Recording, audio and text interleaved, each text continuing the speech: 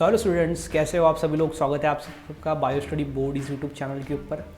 अभी तक आपने चैनल को सब्सक्राइब नहीं किया तो मेक श्योर चैनल को सब्सक्राइब कर दो। बायो स्टडी एनसीईआरटी करके हमारा एक दूसरा चैनल है, उसके साथ ही साथ boardsaarathi.com करके हमारी एक वेबसाइट है, जहाँ पे जाके आप ऑनलाइन जाके वहाँ पे हमारे कोर्सेज देख सकते हो। वो सारी चीज़ें जो नोट्स है, बाकी सब चीज़ें हैं, वो आप वहाँ से डाउनलोड करके देख सकते हो। ठीक है, बहुत ही अच्छा एक प्लेटफॉर्म है जहाँ पे आपको फ्री ऑफ कॉस्ट या फिर मिनिमम कॉस्ट में सारी चीज़ें मिल रही होंगी। एक बार मुझे लगता है आपको विजिट करना चाहिए।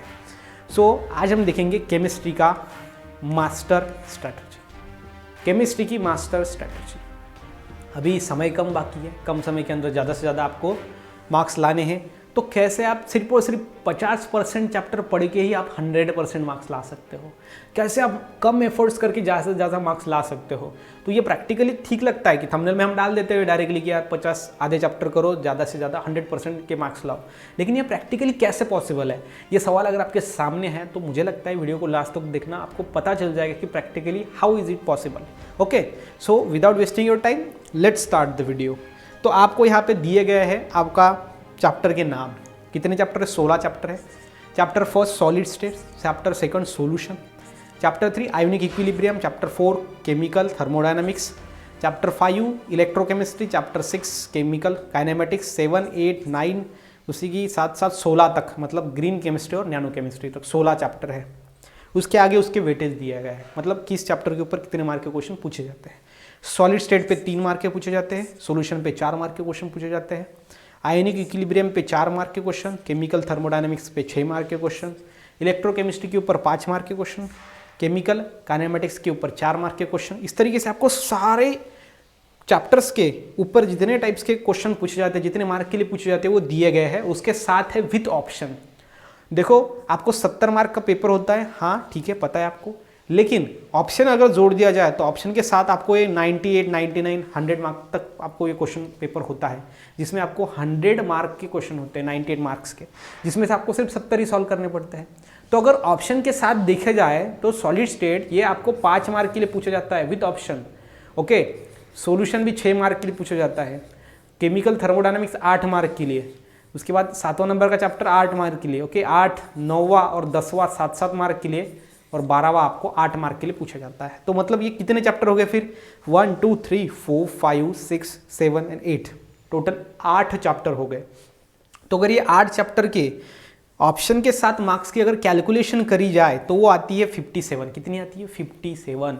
ओके, सो 57 में अगर हम 30 मार्क्स प्रैक्टिकल के ऐड कर दिए जाए तो आपको मिलते हैं 87, मतलब नियर अबाउट 90 मार्क्स आपको मिल रहे हैं सिर्फ और सिर्फ कितने चैप्टर्स को पढ़ने के बाद? 8 चैप्टर को पढ़ने के बाद। केमिस्ट्री के 8 चैप्टर पढ़ो, सिर्फ और सिर्फ केमिस्ट्री के 8 चैप्टर पढ़ो और लेके आ जाओ 90 तक मार्क, 90 मार्क्स लेके आ जाओ। कितना ईजी है ना, कितना इंटरेस्टिंग लग रहा है, कितना अमेजिंग लग रहा है, लेकिन प्रैक्टिकली भी प्रूफ करके दिखाऊंगा। ठीक है, तो 8 चैप्टर पढ़ो, 90 मार्क्स लेके आओ। तो कैसे सर? हाँ, ऑप्शन के साथ आपने ये देख लिया, ये आपको पढ़ना पड़ेगा, लेकिन ये आपने जो 8 चैप्टर पढ़ने पड़ेंगे, इसके ऊपर अगर 1 मार्क का क्वेश्चन भी आया तो आप भी आपको सॉल्व होना चाहिए, 2 मार्क का आया तो भी सॉल्व होना चाहिए, 3 मार्क का आया तो भी सॉल्व होना चाहिए, 4 मार्क का आया तो भी सॉल्व होना चाहिए। मतलब जो 8 चैप्टर आप पढ़ रहे हो ना, इतने परफेक्ट पढ़ के जाओ अगर आप 90 लाना चाहते हो तो। देखो पूरे आप देखो, आपके पास पूरा सिलेबस है, 16 चैप्टर है, उसमें से आप नहीं कर सकते। ठीक है, आपके पास समय नहीं है, लेकिन ये 8 चैप्टर को आप परफेक्ट कर सकते हो। 8 में से तो पहले 2 स्टार्टिंग के हैं, तो ये ऑलरेडी आपके हो रहे होंगे। ओके, मतलब हो गए होंगे। चैप्टर 4 भी आपका हो गया होगा। बाकी के ये जो चैप्टर्स है ये भी आपके नियर अबाउट 50% हो गए होंगे, तो मैक्सिमम आपको वहाँ पे फोकस करना है। तो अगर 8 चैप्टर में आपको 57 मार्क्स दे दिए जाएंगे विथ ऑप्शन, तो अगर ऑप्शन की बात करेंगे तो बाकी के फिर चैप्टर हम जो नहीं पढ़ रहे हैं, मतलब 8 हम पढ़ रहे हैं 16 में से और 8 नहीं पढ़ रहे, तो 8 नहीं पढ़ रहे मतलब क्या कि देखो, पहले सबसे पहले पेपर पैटर्न समझ लो। चैप्टर जो आपके 16 है उसमें से सेक्शन ए, सेक्शन बी और सेक्शन बी, सेक्शन सी और सेक्शन डी, ऐसे पेपर में सेक्शंस होते हैं। एक सेक्शन में 1 मार्क के क्वेश्चन पूछा जाता है, बी सेक्शन में 2 मार्क के लिए क्वेश्चन पूछा जाता है, सी सेक्शन में 3 मार्क के क्वेश्चन पूछा जाता है और डी सेक्शन में 4 मार्क्स के लिए क्वेश्चन पूछे जाते हैं।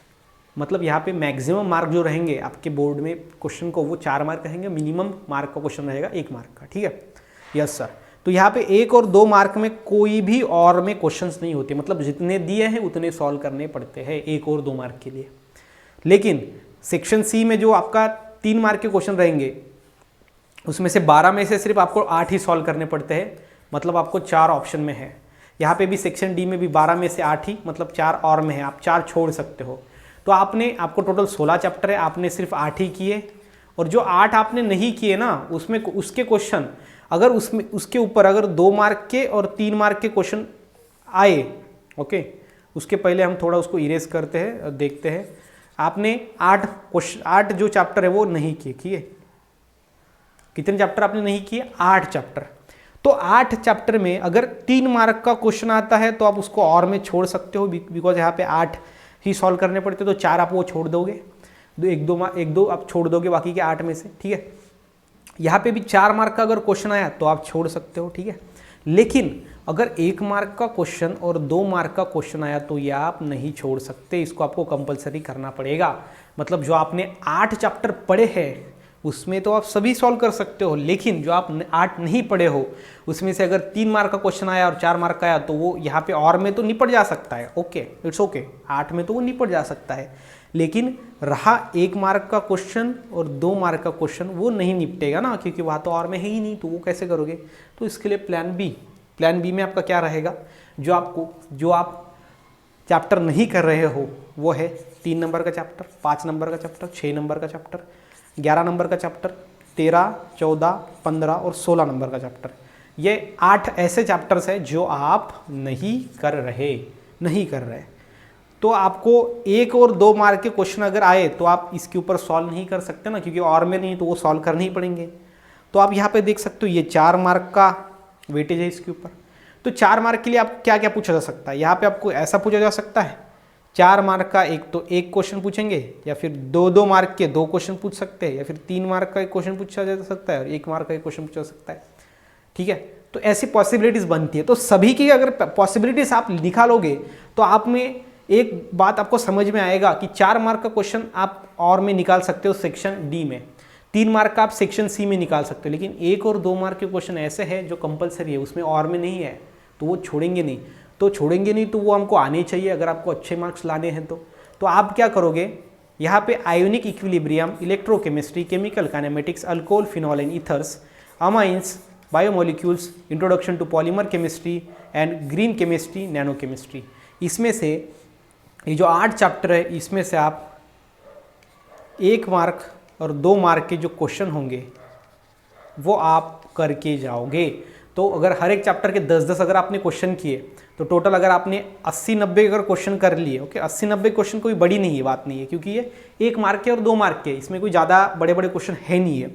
तो आपने अगर 8 ये चैप्टर में से अगर 80-90 क्वेश्चन अगर 1 और 2 मार्क के कर लिए तो मुझे लगता है यहाँ पे आपके और में आप जो नहीं है आपको वो आप आसानी से सॉल्व कर सकते हो। मतलब सेक्शन ए और सेक्शन बी में आप निकल जाओगे। सेक्शन सी और सेक्शन में डी में जो आपने 8 चैप्टर परफेक्ट किए हैं, 8 चैप्टर जो आपने परफेक्ट किए हैं, जिसमें 3 मार्क के भी क्वेश्चन है, 4 मार्क के भी क्वेश्चन है, उसके हिसाब से, उसके अंदाज से आप क्या कर सकते हो कि जो यहाँ पे बाकी के जो 3 और 4 मार्क के क्वेश्चन रहेंगे, जो कि आपने ये जो चैप्टर आपने नहीं पढ़े हैं उसमें से अगर 3 और 4 मार्क के क्वेश्चन आते हैं तो आप वो एज अ 4 जो और में रहते हैं, आप ऑप्शन में नहीं सॉल्व किया तो भी चलेगा, उसमें आप उसको डाल सकते हो और बाकी के 8 क्वेश्चंस आप आसानी से कर सकते हो। मुझे लगता है कि ये आपको यहाँ पे समझ में आ गया होगा कि कैसे आपको सारी चीज़ें करनी है। ओके, सेक्शन ए और सेक्शन बी आपका क्लियर हो जाएगा, सेक्शन सी और सेक्शन डी भी आपका क्लियर हो जाएगा। लेकिन हमने जो टारगेट बनाया है, जो हमारा टारगेट है वो है 60 मार्क का, तो ऐसा हो नहीं सकता कि 60 में से 60 ही मिलेंगे, क्योंकि हमने सिर्फ 8 ही चैप्टर के ये मार्क्स निकाले थे। ओके, कितने चैप्टर्स के मार्क निकाले थे? सिर्फ 8 ही। तो अगर 8 ही चैप्टर्स के अगर मार्क निकालेंगे ना तो कितना हो जाएगा? 8 चैप्टर के ही मार्क्स हमारे 60 हो गए थे, प्लस हमने एक्स्ट्रा 1 और 2 मार्क के क्वेश्चन हम 70-80 क्वेश्चन वो करके गए, तो उसमें से 10 पकड़ लो तो हो गए 70। 70 में से 70 तो मिलेंगे नहीं, तो 70 में से अगर आपको 50 भी मिलेंगे, 55 अगर मिलेंगे, 55 में अगर 30 ऐड करोगे तो 85 तक चले जाओगे, 95 तक, 85, 90 तक आप चले जा सकते हो। जितना अच्छी तरीके से आपका पेपर प्रेजेंटेशन होगा, बाकी सारी चीज़ें उसके ऊपर आप फोकस अगर करोगे तो अच्छे से अच्छे मार्क्स आ सकते हैं। मुझे लगता है कि आपको स्ट्रैटेजी समझ में आ गई होगी कि एग्जैक्ट मैं कहना क्या चाहता हूँ, क्योंकि अभी समय कम बाकी है जिसमें आप ये स्ट्रैटेजी को अपना के कुछ ना कुछ कर सकते हो, अच्छे मार्क्स ला सकते हो। अगर स्ट्रैटेजी आपको समझ में आई होगी, अच्छी लगी हो, तो प्लीज़ कमेंट करना, बताना कि कैसे टाइप्स के वीडियो आपको मैं प्रोवाइड करूँ। मुझे लगता है वीडियो अच्छा लगा है। तो अगर आपने अभी तक चैनल को सब्सक्राइब नहीं किया है तो मेक श्योर चैनल को सब्सक्राइब कर दो। मिलते हैं नेक्स्ट वीडियो में, तब तक के लिए stay happy, stay motivate. Thank you so much.